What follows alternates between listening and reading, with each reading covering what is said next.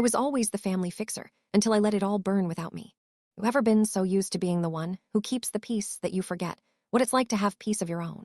It was me, always the middleman, the translator, the one who just gets it, the emotional sponge for a family that couldn't go 48 hours without arguing over absolute nonsense. I was 18 and already felt 50, not because I'd lived a hard life, but because I'd spent every ounce of energy I had keeping my parents from biting each other's heads off over things like whether we should switch to almond milk or not. I wish I was exaggerating. It started small. It always does, right? You think you're helping, you think if I just smooth this over, they'll calm down, so you step in. Mom, I think Dad just meant he prefers the other brand, not that you always buy the wrong thing. Dad, she's not saying you're lazy. She's just tired and probably didn't mean it that way. It became a full-time job I never applied for, with no vacation days and a manager that hated me regardless. And that manager? My mom, queen of emotional micromanagement. She could cry, rage, guilt trip, and passive-aggressively ignore me all in the same hour. An art form, really. My dad wasn't much better, but he was more. Background noise. Angry grunts, sarcastic comments from the couch, classic emotionally unavailable boomer energy. He didn't yell much, but he'd sigh loud enough to make a tree feel guilty for growing the wrong direction. And me, I tried. I tried really ing hard. I read articles, watched YouTube videos on conflict resolution, even talked to the school counselor once, secretly, because God forbid I make my mom feel like I was telling people our business. But no matter what I did, it was never enough.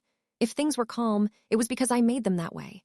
If they exploded, it was somehow also my fault for not stepping in sooner. Then came the dog. We got her in March. Little Mutt from a shelter, scruffy and adorable and more emotionally balanced than anyone else in the house. I fell in love immediately. She looked like a potato with legs, and she did this thing where she'd tilt her head when you talked like she was judging your life choices. Anyway, problem was we couldn't agree on a name.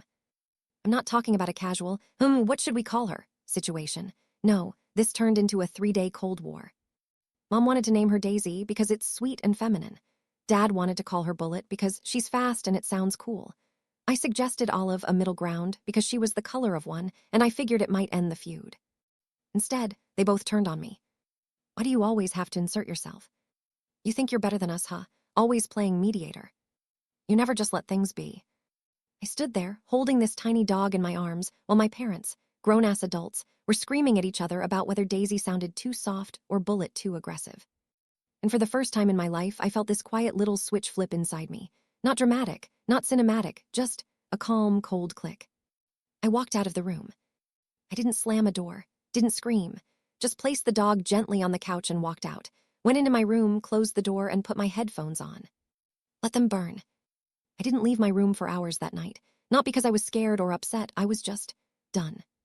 You know that feeling when your phone's at 1% and you keep swiping hoping it won't die, and then it finally does and you're like, yeah, fair, that was me. Emotionally, mentally, spiritually, battery fried. They yelled for a while, then it went silent. I didn't come out for dinner, didn't answer texts, didn't react when my mom knocked and did the whole sweet voice routine like I was 5 and had thrown a tantrum. They knew something was off. I didn't care. I wasn't mad. I was past mad. I was nothing. Later that night, I picked up my phone and texted my best friend, Marcus. We'd been tight since freshman year, the kind of friend who knows when you're lying even over text. The kind who never pries but always shows up. Me, bro, quick question.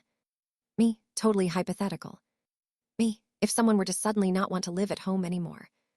Me, would you say that's dumb? He replied immediately. Marcus, you trying to escape? Marcus, you want me to pick you up or you want to sleep on it? Not even a joke, just an open door. No questions, no lectures, no, but it's your family. Me, not tonight. Me, but maybe soon. He sent back a thumbs up, that's all, and somehow that meant more than any therapy session I'd ever sat through. Next morning was what I can only describe as emotionally sterile. No good morning, no eye contact, no coffee made. The dog was lying by the door like even she could sense the tension had grown legs and was packing the living room. I sat at the table, no one else joined me. I think my mom thought this was punishment, the silent treatment, but to me, it was a vacation. After years of refereeing morning chaos, I was finally getting what I always wanted, quiet. It lasted for 3 days. No yelling, no fake hugs, no family meetings. Just this cold, awkward quiet that pressed down on me like a wet blanket.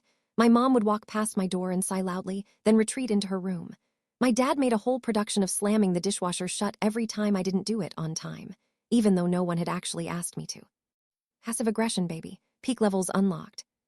I started packing little by little. First the drawer I never used, then the winter clothes, then the books.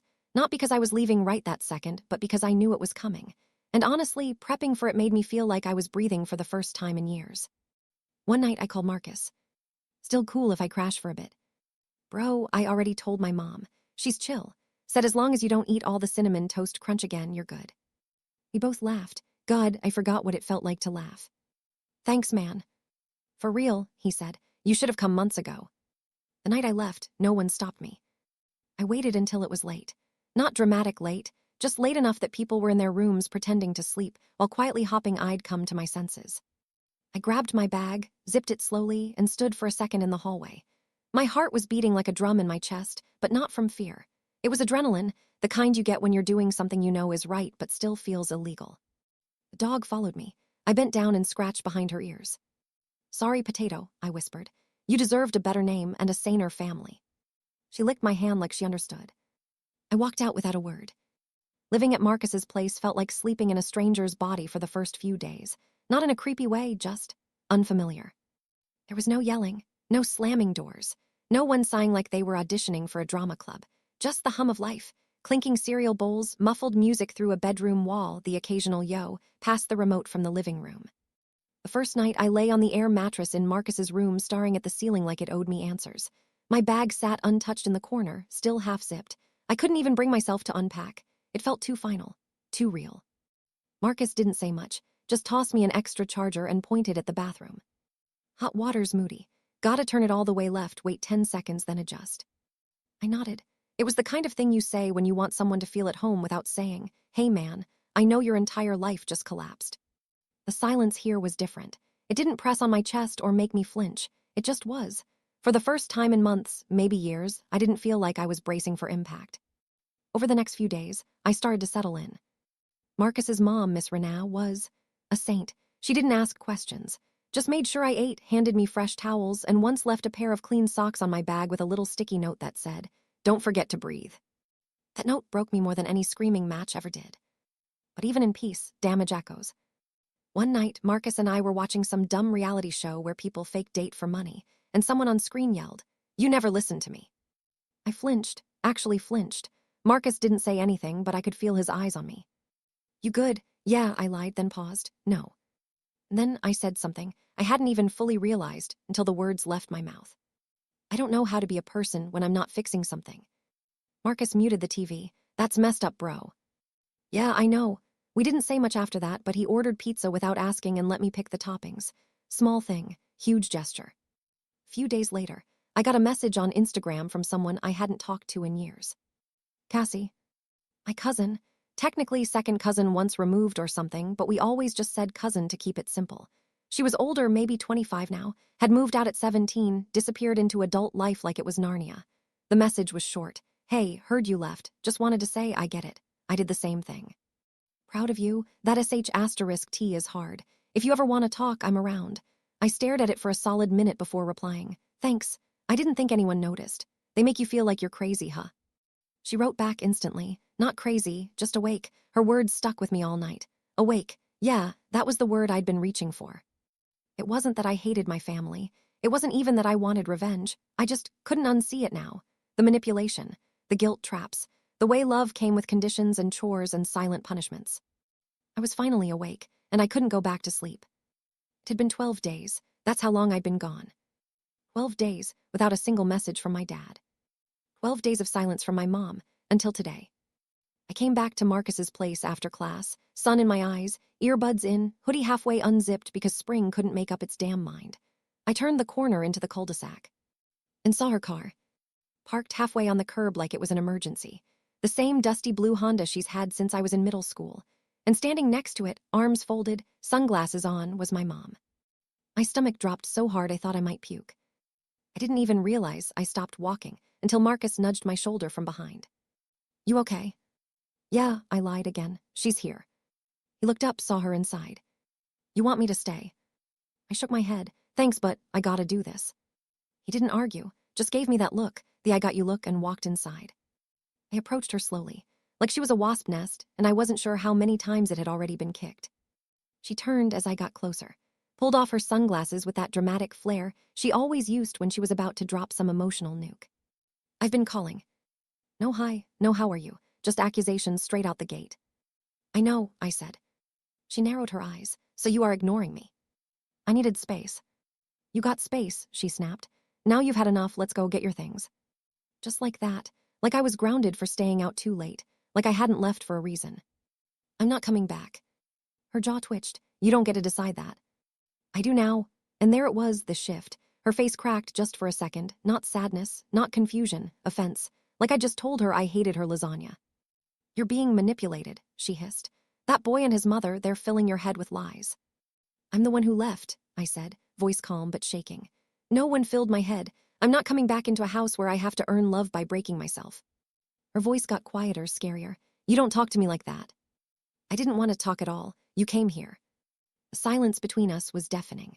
A bird chirped somewhere behind me, and for a moment I was aware of just how bright the world felt outside her shadow. She finally took a breath. Her tone turned syrupy, manipulative. "Baby, we're family. We love you. I love you." I didn't answer. "You're making a mistake," she said. "No," I replied. "I did that for 18 years. I'm finally doing something right." And I walked past her and into the house. Marcus had the door cracked open, waiting. I closed it behind me like a final page. That night, I barely ate. My hands were steady, but my chest felt hollow. Marcus handed me a soda and sat on the couch next to me. "You okay?" "No," I said, truthfully this time, "but I'm better than before." He nodded. "You should write this down, all of it." "Why?" "Because one day, someone else is gonna need to read it. Maybe someone like you. Someone who needs to know it's okay to walk away." That hit me harder than I expected. What if I don't know how it ends yet? Then start with that. The next day, Marcus helped me look at local job listings. Part-time stuff, library assistant, grocery store, some weird tutoring gig that paid too well to be legal. He also showed me how to apply for free therapy at our community center. It wasn't glamorous, but it was mine. Step by step, I was building something, not a perfect life, but something that didn't revolve around conflict and control. We met at a diner, one of those retro spots with chipped red booths and a jukebox that hasn't worked since 2012 but still eats quarters like a pro. Cassie picked it, said it was her go-to safe zone when she first moved out. I got there early, nervous I think, but not because of her, more like what she might say, what it might unlock. She walked in wearing a denim jacket and the same "don't mess with me" eyes I remembered from family reunions. She hugged me like we hadn't skipped 5 years, tight, grounding. "You got taller," she said, grinning. "You got cooler." Obviously. We slid into a booth and ordered 2 milkshakes. Vanilla for her, chocolate for me, no judgment, just comfort. "Your mom's pissed," she said, sipping casually. "She called my mom asking if I'd heard from you, said you run off and joined a cult." I choked on my shake. "Wish I had," I muttered. "At least cults offer housing." Cassie laughed, that full-body no-regret kind of laugh that made the waitress glance over and smile. Then she got quiet, looked at me for real. "I'm proud of you, you know." I didn't know what to say. No one had ever said that to me without following it with a request. She kept going. Took me 2 tries to get out. First time I chickened out after a week. Moved back in, apologized for crap that wasn't my fault. Second time I just ghosted. Didn't even take my stuff. Just left. "What made you go?" "My mom told me I made her sick, because I forgot to take the chicken out of the freezer." I winced. That actually feels familiar. Cassie nodded. "Yeah, it always starts small. Then you look back one day and realize your whole personality is just a defense mechanism." We sat in that truth for a bit. No fixing, no sugarcoating. As 2 survivors comparing bruises. She asked about school, about Marcus, about how I was sleeping badly and eating erratically. I asked about her job, freelance graphic design, and how she managed rent, 3 roommates, and no shame. And she pulled out a tiny notebook from her bag and slid it across the table. I wrote stuff down back then. Dumb things, anger rants, hope lists, therapy notes, I kept it all. I picked it up slowly. The cover was soft, edges worn. "You don't have to read it now," she said. I figured if I had someone who gave me this at 18, maybe I wouldn't have felt so crazy." I blinked a few times, hard. "Thanks." Cassie leaned back and smiled. "You're gonna be okay. Might take a while, might suck some days, but you're gonna get through it." And for the first time since I left home, I believed it. That night, I sat on the edge of my mattress with the notebook in my lap. I flipped through random pages. They said I'm selfish for wanting space, but no one asked how it feels to never be alone in your own head. I don't have to hate them to leave. I just have to love myself more than I fear them. Freedom isn't always fireworks. Sometimes it's just eating cereal without checking who's watching. I cried, silently, ugly, cleansing. And then I picked up my own notebook. First page, first sentence. Day 1, I'm learning how to be a person. Cassie invited me over the next weekend. Just a few people, she said. Pizza, music, no drama. I swear they're not weird, okay? Not too weird. I almost said no. The idea of walking into a room full of confident 20-somethings who had their lives semi-figured out. Kinda terrifying. But I also knew this was the part where you do the thing anyway. So I went. Her apartment was chaos in a charming way, string lights, plants in mugs, a massive beanbag in the corner like it had devoured a love seat. Someone handed me a slice of pizza before I could say my own name. Another girl complimented my hoodie. A guy in socks and no shoes asked if I liked sad indie music and then started building me a playlist on the spot. No one asked about my GPA. No one brought up my family. No one looked at me like I was broken or fragile or on borrowed time. Cassie introduced me as my cousin who escaped the simulation, and everyone just laughed like that was normal, like I was normal. And for 2 hours, I forgot to be on edge. Later, Cassie and I sat on the fire escape with paper cups of soda and a half-empty bag of chips between us. The city buzzed below us, people shouting, car horns, someone playing saxophone badly but passionately. You good? She asked. I think I might be, I said, for the first time in maybe ever. She nudged me with her shoulder. Told you. I looked at the lights, the buildings, the way the breeze felt against my hoodie, and I realized I wasn't waiting for the next explosion. I wasn't bracing. I wasn't planning my next apology. I was just there, existing. Marcus texted me later that night. How's the cult? They fed me. I might convert. Fair. I smiled, genuinely. I don't know where the story ends. Maybe I'll get that job at the library. Maybe I'll bomb the interview. Maybe I'll move in with Cassie's friends, or maybe I'll save up for a studio and live alone with a questionable houseplant. I don't know yet, but I know this. I'm not the family fixer anymore. I'm not a mediator, not a buffer. Not a sponge soaking up other people's storms. I'm just me, and that's finally enough.